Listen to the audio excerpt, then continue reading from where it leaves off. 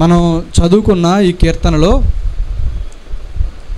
భక్తుడు దేవునిని ఏమని చూపించాలనుకుంటూ ఉన్నారంటే, మనం 14వ వచనం చివరి లైన్లో చూస్తే, తండ్రి లేని వారికి నీవే సహాయకుడిగా ఉన్నావు. 16వ వచనం చూస్తే యెహోవా నిరంతరం రాజా ఉన్నాడని. 18వ వచనంలో చూస్తే తండ్రి లేని వారికి నలిగిన వారికి న్యాయం తీర్చుటకై నీవు వారి హృదయమును స్థిరపరిచితివి, చెవిగ్గి ఆలకించితివని ఆయన చెప్తూ ఉన్నారు. కొన్నిసార్లు మనం కీర్తనలను చూసినప్పుడు చాలా విధాలుగా ఆయన మనతో మాట్లాడుతూ వచ్చారు. ఈ రోజున భక్తుడు ఎలా ఆయన పరిచయం చేయాలనుకుంటూ ఉన్నారంటే, దేవుడు మనందరికీ రాజుగా ఉన్నారు, సహాయం చేసే దేవుడిగా ఉన్నారు, న్యాయాన్ని తీర్చే దేవుడిగా ఉన్నారని ఆయన చెప్పడానికి ప్రయత్నం చేశారు. ఈ యొక్క 10వ కీర్తనను చూసినప్పుడు ఇష్టానుసారమైన జీవితాన్ని జీవిస్తున్న కొంతమంది దుష్టులు, దేవునికి అనుకూలంగా బ్రతుకుతున్న కొంతమంది దీనులు కనబడుతూ ఉన్నారు. వీరిద్దరిని దృష్టిలో పెట్టుకొని దేవుని భక్తుడు దేవునిని కొన్ని విషయాల్లో ప్రశ్నిస్తూ దేవునికి ప్రార్థన చేస్తూ ఉన్నాడు.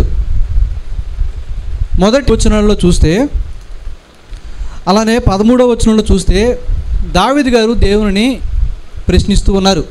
అంటే దేవుడు ఏదో తప్పు చేశారని ప్రశ్నించడం కాదు, కానీ దుష్టుల విషయంలో దేవునిని ఆయన ప్రశ్నిస్తూ ఉన్నారు. ఎలా అంటే, ప్రభువా నీవెందుకు దూరంగా ఉన్నావు, నీవెందుకు దాక్కొని ఉన్నావు, అలానే దుష్టులు అనేవారు ఎవరైతే ఉన్నారో వారు నిన్నెందుకు తృణీకరిస్తూ ఉన్నారు, నీవు విచారణ చేయవని వారు తమ హృదయంలో ఎందుకు అనుకుంటూ ఉన్నారు ప్రభువా అని బయట జరుగుతున్న పరిస్థితులు బట్టి దావీదు గారు ఇలా దేవునికి చెప్తూ ఉన్నారు.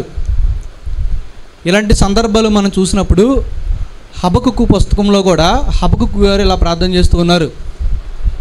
ఎన్నాళ్ళ వరకు నీవు నా ప్రార్థన వినవు ప్రభువా, ఎంతకాలం ఇలా బలాత్కారంగా కొంతమంది వ్యక్తులు జీవిస్తారు ప్రభువా అని ఆయన కూడా ఇలా ప్రార్థన చేసినప్పటికీ, దేవునిని ప్రశ్నించినప్పటికీ కూడా దేవుని న్యాయాన్ని ఆయన అంగీకరించినట్లుగా మనం చూస్తూ ఉన్నాం. దావీదు గారు ఇలా దేవునిని ప్రశ్నించినప్పటికీ కూడా దేవుడు మనకు సహాయకుడిగా ఉన్నారని, దేవుడు మనకి ఆయన రాజుగా ఉన్నారని, న్యాయము తీర్చే దేవుడిగా ఉన్నారని చెప్తూ ఉన్నారు. నిజంగా దేవుడు మనందరికీ రాజు అయి ఉన్నట్లుగా, మన జీవితాలలో ఆయన మనకు సహాయం చేసినట్లుగా, మన జీవితాలలో మనం ఎదుర్కొన్న పరిస్థితుల్లో ఆయన మనకు న్యాయం తీర్చినట్లుగా చాలా సందర్భాల్లో చూస్తూనే ఉన్నాం.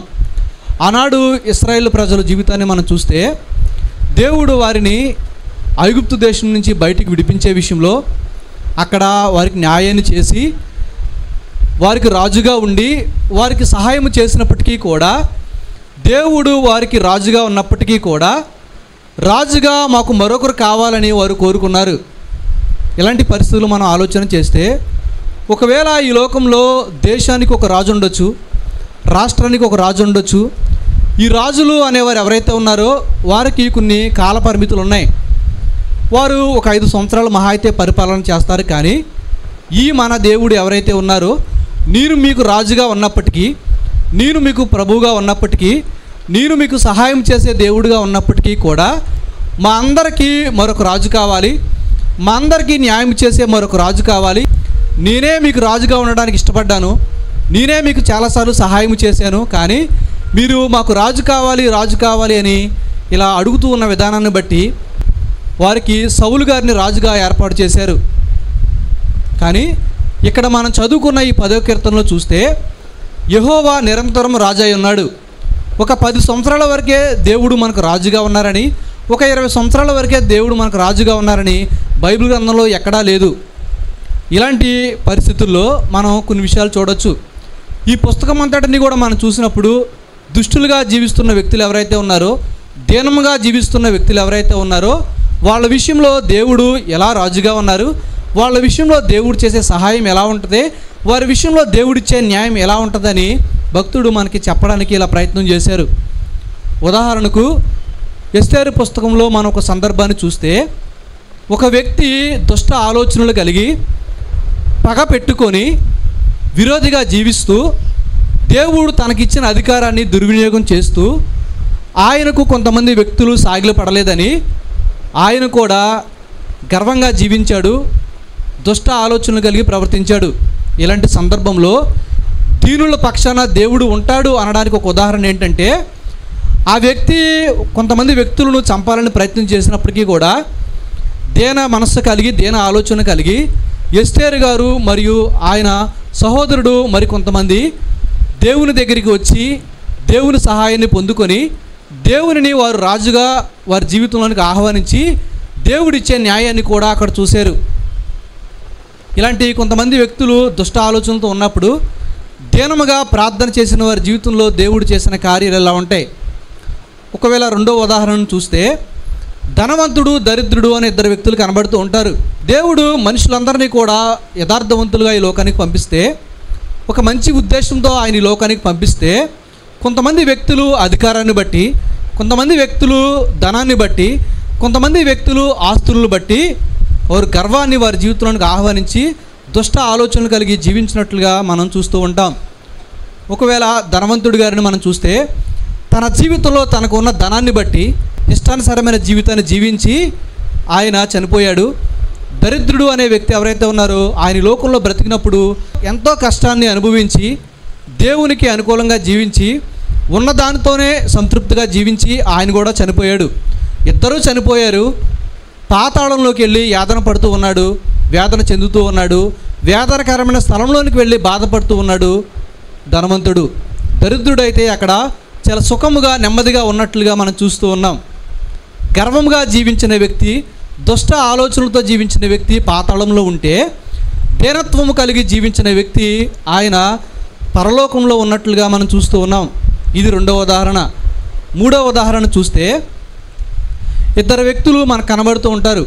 ఒక వ్యక్తి దేవుడు ఏర్పాటు చేసుకొని ఒక మంచి ఆధిక్యతను ఆయనకు అనుగ్రహించి శిష్యుడిగా ఆయన్ను ఏర్పాటు చేసుకుంటే, ఆయన జీవితంలోనికి వచ్చిన ఆలోచన ఏంటంటే ధనాన్ని సంపాదించాలి. ఎలా అంటే యేసుక్రీస్తు ప్రభువారిని అడ్డం పెట్టుకొని ధనాన్ని సంపాదించాలని దుష్ట ఆలోచన కలిగి ఆయన కూడా తన స్థానాన్ని పోగొట్టుకున్నాడు, దేవుడిచ్చిన ఆధిక్యతను పోగొట్టుకున్నాడు, తన ఉద్యోగాన్ని పోగొట్టుకున్నాడు, తన ఇల్లు పాడైపోయినట్లుగా మనం చూస్తూ ఉన్నాం. ఇస్కరియోతు యూదా గారు చెడు ఆలోచన కలిగి నేను యేసుక్రీస్తు ప్రభువారిని మీకు అప్పగిస్తే నాకు ఎంత ఇస్తారు అనే ఒక బేరాన్ని కుదుర్చుకొని 30 వెండి నాణాలకు అమ్ముడిపోయి దుష్ట ఆలోచనలతో ఆయన యేసుక్రీస్తు ప్రభువారిని అప్పగించారు. దానికి ఫలితం ఉరిపెట్టుకొని చనిపోయినట్లుగా మనం చూస్తూ ఉన్నాం.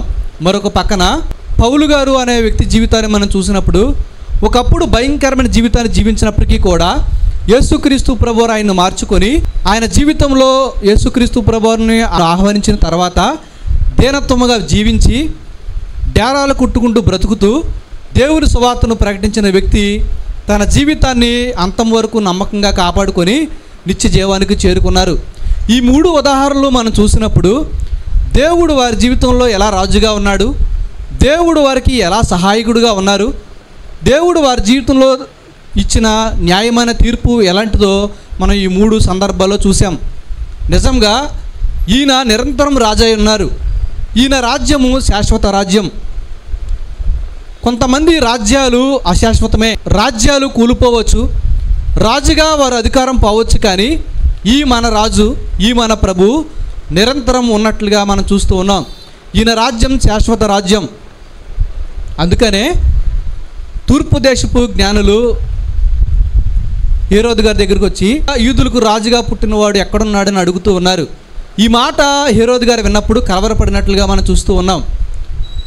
తర్వాత మరొక సందర్భంలో చూస్తే పాత నిబంధనలో రాయబడినట్లుగా ఈ మన రాజు సాత్వికుడిగా ఆయన గాడిద పిల్ల మీద ఎక్కి మన దగ్గరికి వచ్చినట్లుగా మనల్ని విడిపించడానికి ఇష్టపడినట్లుగా కూడా మనం చూస్తూ ఉన్నాం.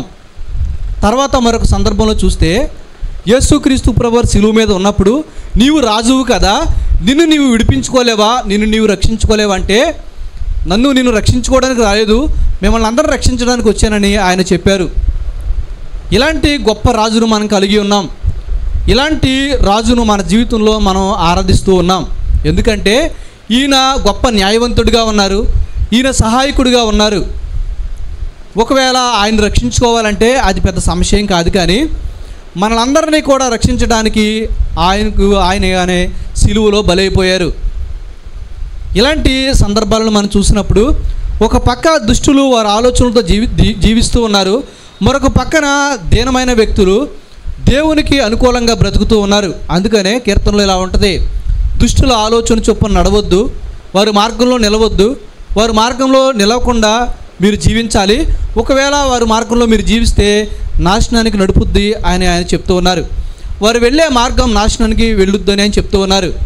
ఒకవేళ వారి లోకంలో మార్పు కలిగి జీవిస్తే వారు నిత్య జీవాన్ని చేరుకుంటారు, నిత్య రాజ్యానికి వారు వారసులు అవుతారని దేవుని లేఖనాలు సెలవిస్తూ ఉన్నాయి.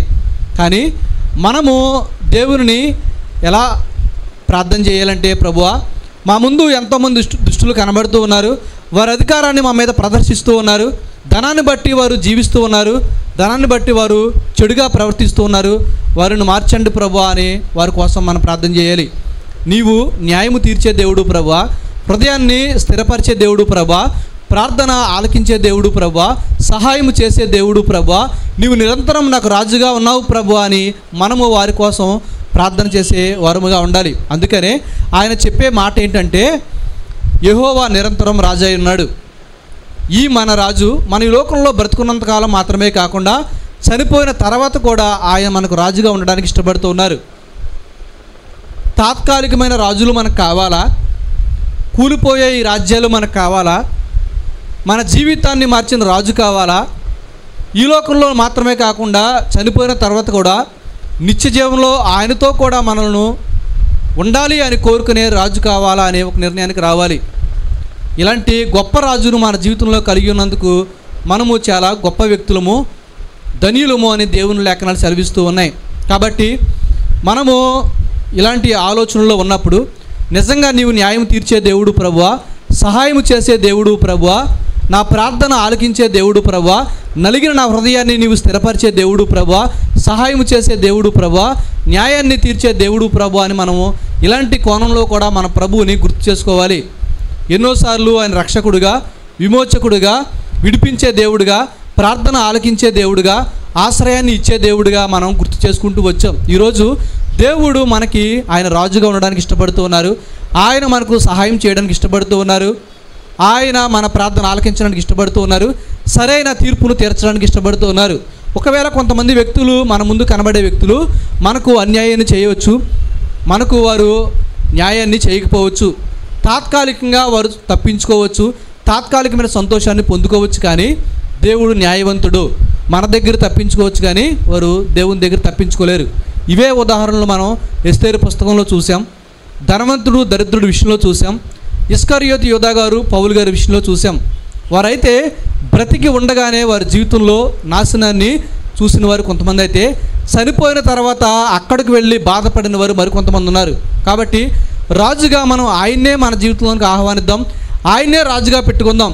విచారం ఏంటంటే, ఆనాడు ఇశ్రాయేలు ప్రజలు దేవుడు వారికి రాజుగా ఉన్నప్పటికీ కూడా వారు మరొక రాజు కావాలి, మరొక రాజు కావాలి అని రాజుగా కొంతమంది వ్యక్తులు మాకుంటే బాగుందని వాళ్ళు అనుకున్నారు. కానీ దేవుడు మమ్మల్ని ఒక ప్రాంతంలో ఉన్నప్పుడు, బానిసత్వంగా ఒక దేశంలో ఉన్నప్పుడు ఆయన మమ్మల్ని విడిపించారు కదా, ఆయన మాకు సహాయం చేశారు కదా, ఆయన మాకు న్యాయం తీర్చారు కదా అని సంతోషం వారు లేదు.